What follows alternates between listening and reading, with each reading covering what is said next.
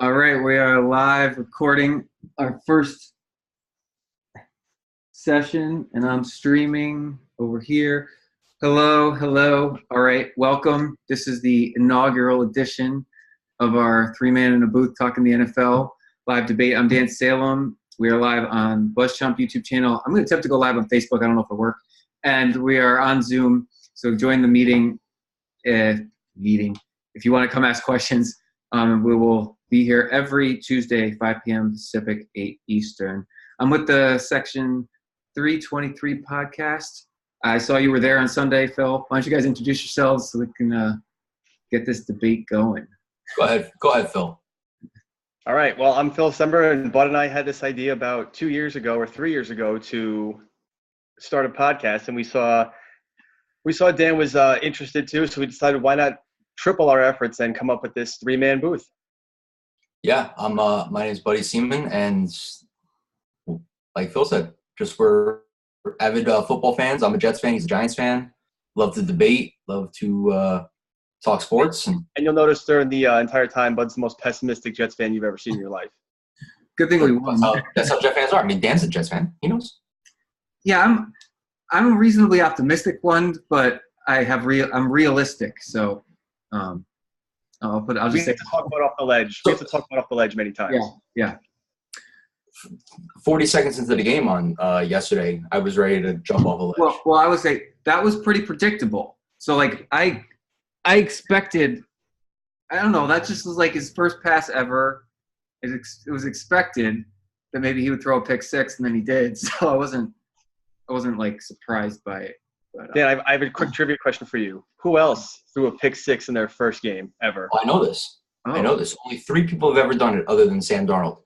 Brett Favre and Jameis Winston. That's right. Oh.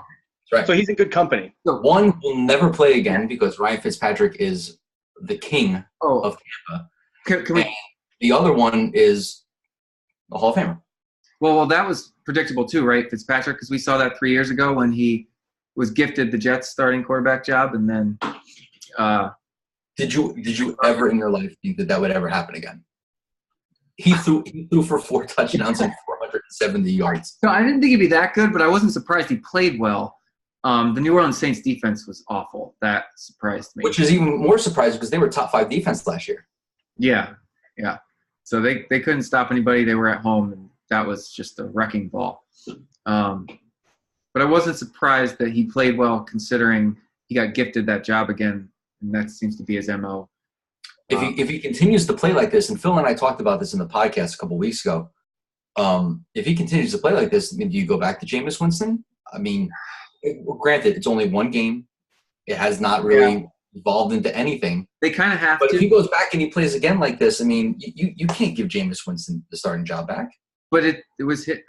So it's not like the situation in the Jets when it was Geno Smith. This is Jameis Winston, your number 1 pick, who's been starting for 3 years.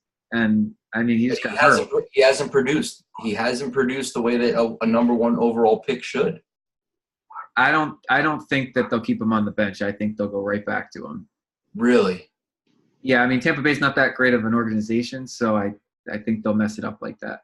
Right, but if they're 2-2, 3-1 off of a really difficult starting 4 games, yeah. I'm not saying they're going to be competitive the whole year. But what I'm saying is, if you start to see a trend in these first 4 games, why would you even risk it? I mean, he's their quarterback. There's no question. They can't. They would screw everything up if they went with Fitzpatrick, who's retiring in a year. And they also paid Jameis Winston already, so he is their quarterback. Yeah, I mean, there's no way. But I just love his magic. I mean, there's something cool about just seeing him sling a ball up. He's got no arm strength. He's throwing the ball 45 yards, and he looks like he's struggling to get it there. Well, I do a Survivor little pick with my brother and my dad, and I, of course, picked New Orleans, so I wasn't happy about that game. Yeah, I picked New Orleans in the pocket. I picked New Orleans to cover. Yeah, no, I got that one wrong. I also do a Survivor, and I was very happy to see that the Tampa Bay Buccaneers beat the Saints because I picked Baltimore, and half my pool was wiped out. So if that happens again next week, I'm in real good shape. So my brother picked Baltimore, and I didn't want to pick the same team as him. So I I went elsewhere. Well, joke's on you now. Buffalo may not win a game all year. They were as bad as advertised. I mean, and we talked about this last week. Peterman looked awful. He couldn't even get going. And then Josh Allen came in, and he looked just as bad. I mean, like, not a little bad. I mean, he looked like he's never thrown a football before. Yeah, I mean, they called him raw at the draft, so I was a little wary of him, and he definitely was raw. But Peterman's not a starting quarterback. I don't know. They traded away Tyrod Taylor. They traded away A.J. McCarron. They kind of are just tanking the year. Well, Dan, if you can get back into your survivor pool with a second chance, go against the Bills the entire year, because that's my plan. Yep. Well, there's always 2 or 3 teams every year you can pick against each week, and I think they're one of the Bills and the Titans and the Arizona Cardinals this year. Well, I make 2 picks against the spread each week, and I picked against the Bills last week, and I'm picking against them again. So what's the spread this week against the Bills? I think it's still 7. I have to look it up. It's just 7. They're playing the Chargers. They're at home. I have it here. Hold on. Yeah, it's 7. You texted it to me earlier, Phil, right? Yeah, I think it's still 7. So that's going to be the way to go. They're going to be obviously underdogs every single game. I was looking through the schedule today to see when could I not take the Bills, and I don't see a game that I really cannot not take. So as of right now, the Chargers are 7.5-point favorites. The Chargers put up – listen, if it wasn't for Patrick Mahomes and Tyreek Hill, the Chargers should have won that game. Yeah, I like the Chargers a lot this year. I'm going live on Facebook, so I'm holding up my phone. I just thought it'd be fun to jump in for a few minutes here. I really like the Chargers, but I'm thinking Kansas City's like just as good. So Kansas City has a lot of offense, but not a lot of defense. So they're going to be offense, their defense is shoddy. But if they're going to score 40 points a game, I mean, who cares if you give up 30 points a game? Yeah, I mean, they won't get them very far in the playoffs, but they might get them. Yeah. No, but if they have enough firepower and Tyreek Hill can just if his arm strength can just gun it down the field and his speed can just blow past the secondary, I mean, you're looking home run pass every time. Yeah. I don't know.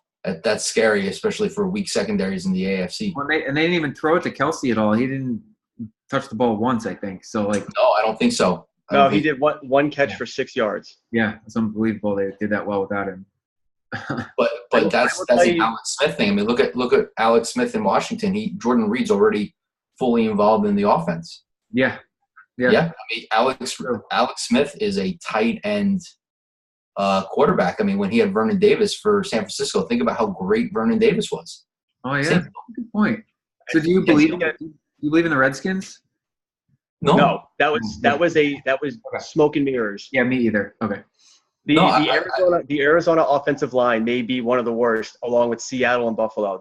You saw Adrian Peterson be the old Adrian Peterson from 5 years ago. If you have him in fantasy, sell him now, because that's not going to happen again. No, I agree. Those 120-yard games are going to be few and far between.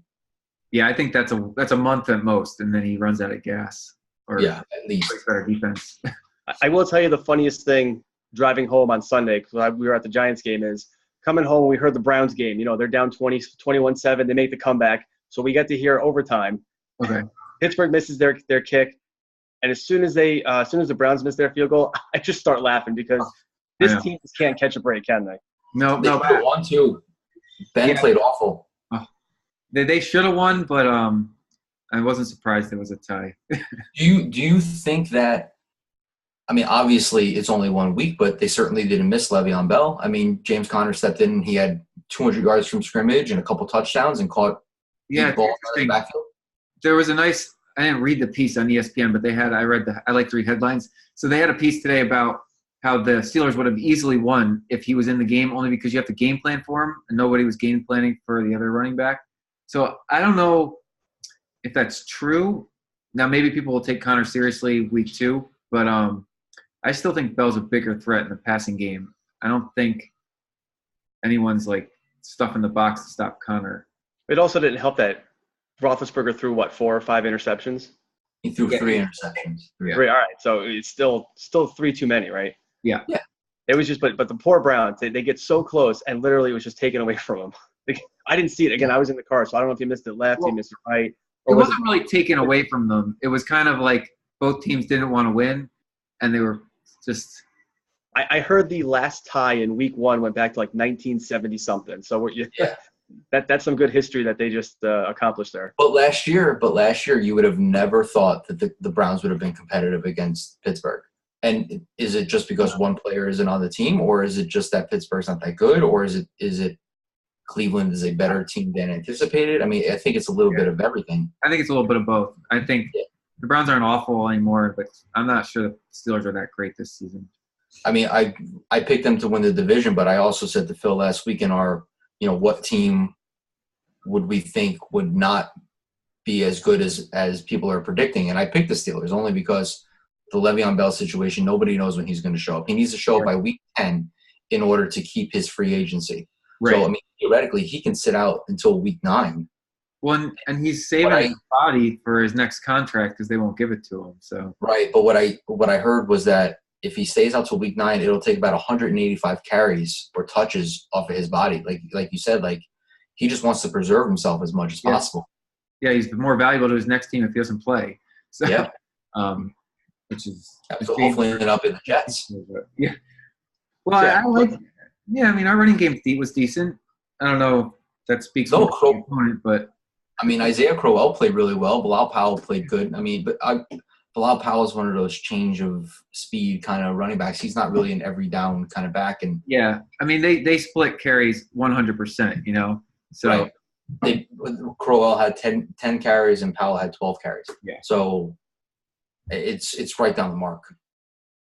I don't know, guys. The way I see it, the AFC's over. You might as well just crown them AFC champions because did you guys honestly, and I know Bud's answer because we talked about it last week. Dan, did you really think that they were capable of putting up 48 points yesterday, regardless of who they were playing?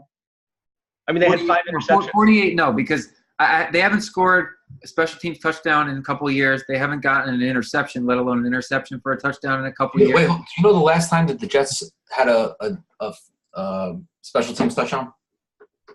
Oh, has it been like 10 years? I don't know. I can't remember. It's 2013, week 1 against Buffalo. 5 years, okay. The king of fair catches, I forgot what his name was. He was on the team last year. Ran a punt back. That's the last time. Wow. Well, they haven't had somebody fast returning punts in 5 years. So, that guy, he was good all day. No, I mean, I was very impressed with their entire game. Because he was new. I can't remember their kick returner right now, but Roberts. Yeah. So I thought that they would be real competitive with Detroit. I thought it would be a close game, and they had a real shot to win it. I thought that they'd be within a touchdown in the final 5 minutes, and whether they won the game or not, I don't know, because I didn't know how good our defense would be, and I didn't know how bad Detroit would be. So I didn't think the Lions would be as good as last season. They kind of overachieved and barely got to 9-7. So I didn't really like their team, but they were at home. And so the halftime score was more in line with what I was expecting, give or take 7 points. But then the end game, So the first drive after halftime, I think Detroit marched right down the field at halftime, or at the first drive after halftime. Mm-hmm. And I texted Bud. I said, "Oh, well, there you go. This game's over," because they just marched right down the field. I told you the game was over. I told you at that point this game is over, and that's just realistic Jets fan. You said that because I was watching the first half, watching Darnold handle the offense, and I was like, "Oh, he can go neck and neck with Stafford if he has to."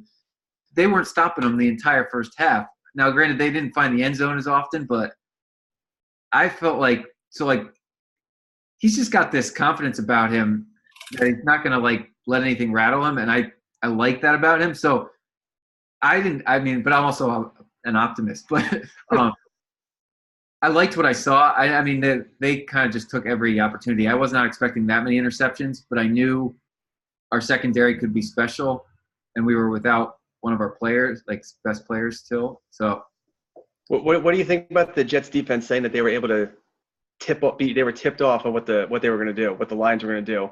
Oh, they read them? I read that today. I think that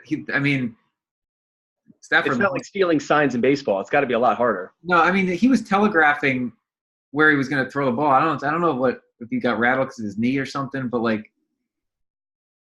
I don't know why you would give that away. I'm not sure.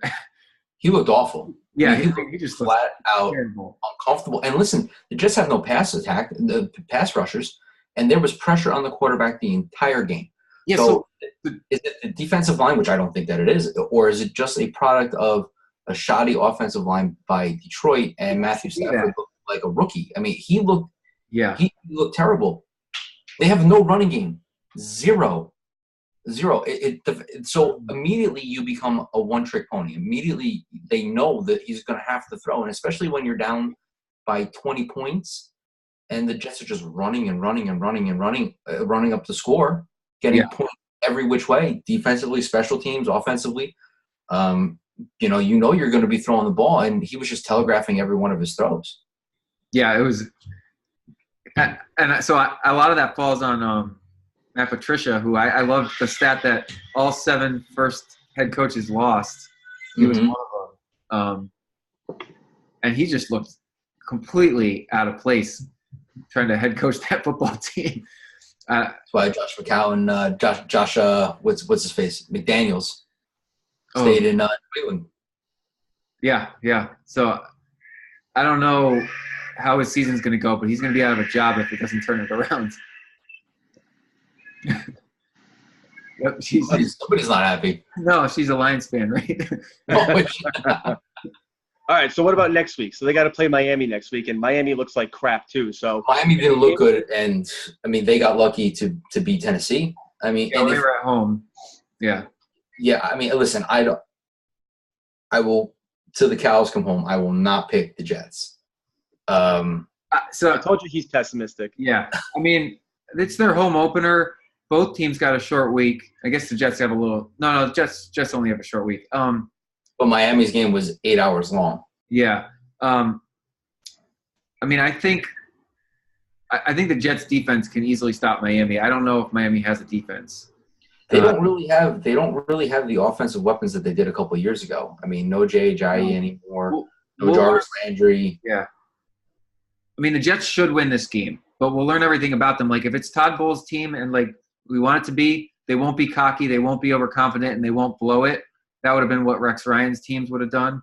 Like, after this type of game, they would have just not showed up. So I'm hoping they show up, and then if they do, they'll win. But if they don't show up, because a lot of teams don't show up after blowing out an opponent like that, then it's going to be like that up and down season like you kind of expected. But listen, there is a realistic shot that they could be 3-0 after these first 3 games. Oh, yeah, and then they got to play Jacksonville. Right, and we all know how Jacksonville is. That's a good transition into the Giants. I mean, yeah. Oh, yeah. Well, the Giants put up a good fight because Jacksonville, I think, is one of the better teams in the AFC this season easily. They had a good defense. Without Leonard Fournette, though, that's a different team. I mean, offensively, they couldn't do much of anything after Leonard Fournette went out. But offensively, the Giants they still, for whatever reason, can't figure it out. Their offensive line is terrible. Eric Flowers should never see the field again, ever. Well, ever. Yeah, I don't know how he's still on the team, but I think that you got to wait one more week to see how bad they actually are because Jacksonville could have one of the top – they got a top 5 defense. They may have the top 2 defense. They may have a top 1 defense. Listen. Yeah. Their defense was good. Yeah. If you want to go by that, you're going against the number 1 statistical defense in almost every category last year. Yeah.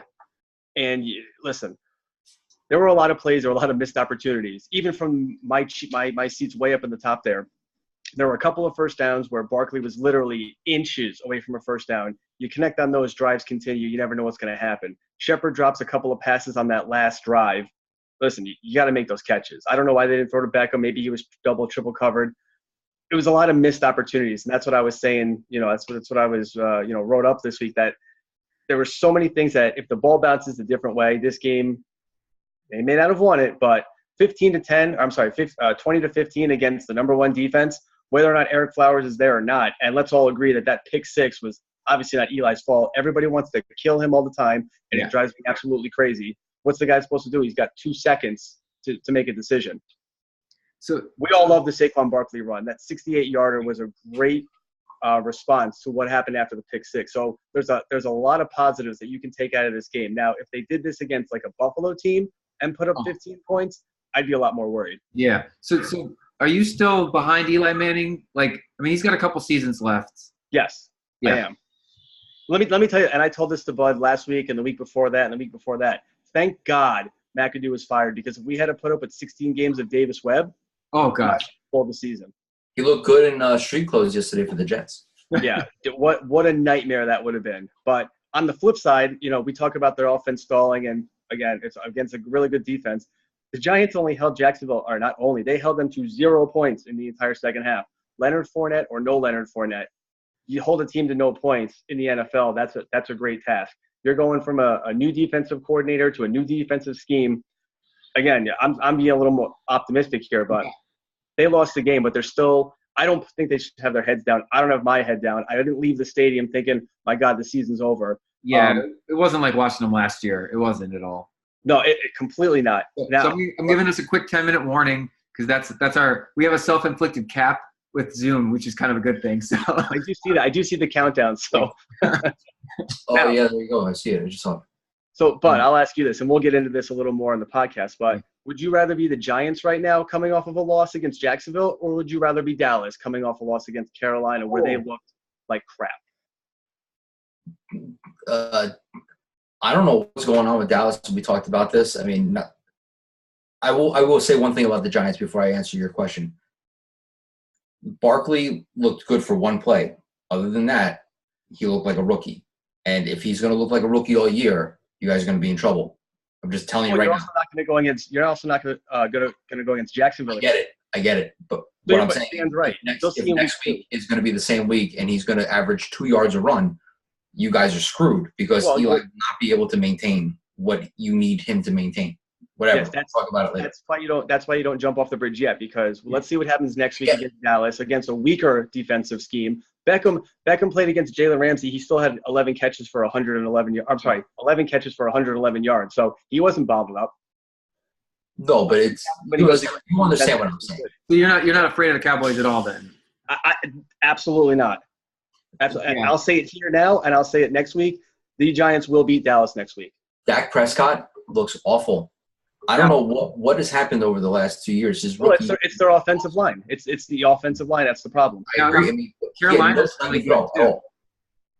What happened? I said Carolina's got a really great defense too. Now, Kuechly's out now. God only knows how long he's going to be out for. And Carolina just lost their offensive tackle too, so I don't think Carolina is going to be that good. But Dak Prescott was missing wide open receivers. He was he doesn't know how to throw the ball with touch. You know what I mean? If you're 5 yards out, he guns it in there. Like, you got to have a little bit of you know what I'm saying. Like, you have to be able to move the ball in a way that it's acceptable for everybody to catch the ball. Do you think it's like the Dallas effect? They just really boosted him up the first couple of years. I mean, he played decent. He was a good fantasy quarterback last year, but remember that's how it always is with Dallas. Des Bryant is gone. Jason Witten is gone. Their center has that disease, that autoimmune disease. What's the guy's name? Martin. Their guard, he's got a knee issue. Their other tackle has got an issue. So that great offensive line that everyone's been touting for the last few years has a lot of kinks in it. And when that offensive line has kinks in it, Elliott's not as good, and we all know the issues Dak has. So, listen, again, I wouldn't want to be Dallas. If I was a Dallas fan, I'd be a lot more worried than if I was a Giants fan. Yeah, I tend to agree. I mean, I own Ezekiel Elliott in fantasy football, so I'm hoping you're wrong. But well, I'm not wrong about the center. He may not play another snap. I mean, Travis Frederick was a really, really good center. We all know about Zach Martin, and I forget the other guy's name who has like a calf injury or something. So, we saw what happened last year when they had the injuries. That again, Zeke didn't play as well as he did. Mm-mm. So that makes me think of Aaron Rodgers. Do we worry for him? Is he hurt? He may not play next. He actually may not play next week. They said. They probably shot him up at halftime just to get him in. Yeah. There's a chance he may not actually play next week. And when I saw the hit, and at first I was like, oh, he just the guy just landed on. But then you look at slow motion, and you watch his knee crunch. Oof. Listen, they took the cart out. Usually when people get the cart, they're not coming back. But Mr. Aaron Rodgers did. It's a Willis Reed moment, Phil. Willis Reed. Well, Dan, I don't know if you follow basketball, but do you remember in the playoffs when Paul Pierce got wheeled off in his wheelchair and then miraculously made a comeback? Yeah, yes. That's the first thing I thought of. Okay. Now, so then you're basically saying he might miss a month or something. I mean, that's like a one game you can come back for the half, but then you're letting No, the well, I'm saying I don't think we've heard the extent of the injury yet. Have you? Yeah. They haven't disclosed anything, but I will say this: you realize how important he is to that team because Deshaun Kaiser is not good, and if he's out for an extended period of time, say it comes out and he's got a sprained MCL and he can't play for 3-4 weeks, whatever, I don't know, right? Yeah, they're done. They will not be able to regroup because at that point Minnesota is going to be on its way. I think we all agree that Chicago's defense is much better than it was last year, and offensively, they're still a little bit away, but defensively they're going to be able to carry this team. So that makes me think, like, I can't – it always boggles my mind how all these NFL teams undervalue their backup quarterbacks. Now, the Jets kind of learned that lesson, and they have one of the best backup in the league. I mean, and I don't understand. Like, the Packers don't have a viable backup.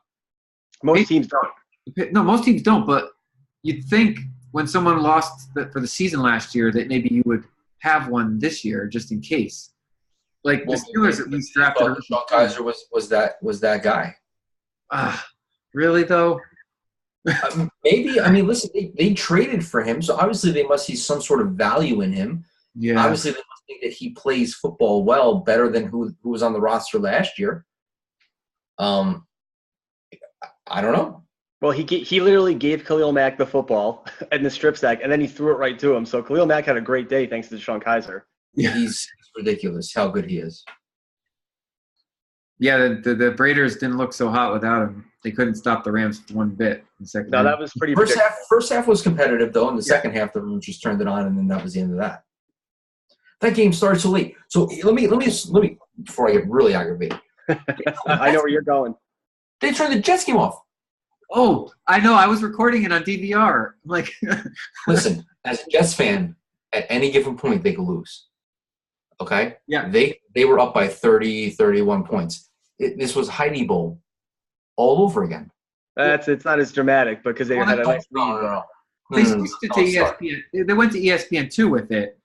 So it wasn't really? Yeah, that was what I heard in the broadcast. Like, we're moving it to ESPN2, and we're going to switch to this other coverage because this game's over. And I was like, oh, because I DVR'd it, so I guess I missed the final 10 minutes or whatever. But yeah, I was like Bud said, as a Jets fan, you don't get those moments very often, so you want to cherish it for as long as possible. I want to see the end. I know, the victory formation, right? I wanted to see it. Yeah.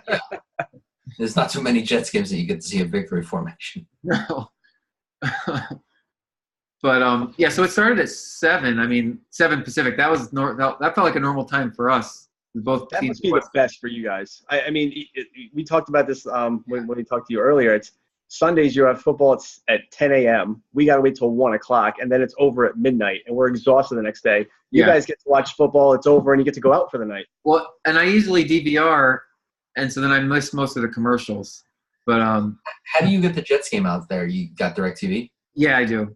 I couldn't do it. You have to, right? You have to get like the sports package, right? Yeah, I gotta get the Sunday ticket. There's no other way to see him. All right. So we got 90 seconds here. Yeah. Final thoughts. Final thoughts. Again, fun. It was fun. And final thoughts, at least on football. Again, I'm not as worried about the Giants. I think they beat Dallas, no problem next week. Jets will win next week, which I know that I don't normally pick them, but I'm not sold on Miami. Yeah, no, I agree with both of you.